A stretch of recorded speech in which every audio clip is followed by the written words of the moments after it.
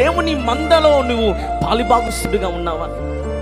అబ్బే లేదండి, ప్రతి వారం చర్చికి వస్తానండి, ప్రతి వారం దేవుని సన్నిధిలో పాలు పొందుతానండి, ఒక 10 రూపాయలు కానుక దేవుని సన్నిధిలో వేస్తానండి, నేను కూడా దేవుని బిడ్డనే, నేను కూడా యేసు ప్రభు మందలో ఉన్నాను, నేను కూడా సంఘంలో చేర్చబడ్డాను అని నువ్వు అనుకుంటే బహుశా ఐఎమ్ సో సారీ, నువ్వు దేవుని సన్నిధిలో దేవుని మందలో లేవేమో.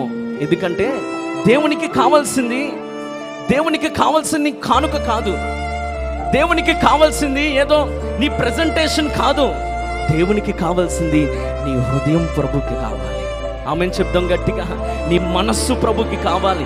ఎప్పుడైతే దేవుని సన్నిధిలో యేసయ్య రక్తం ద్వారా కడగబడిన నీవు దేవుని మందలో నువ్వు చేర్చబడ్డావో ఆయన నీకు కాపరిగా ఉంటాడు. ఎందుకంటే నీకు కావలి కాయు ఉండువాడు కొనుకక నిద్రపోడు, ఆయన నిత్యము నిన్ను కావలి కాస్తూ ఉంటాడు కాబట్టి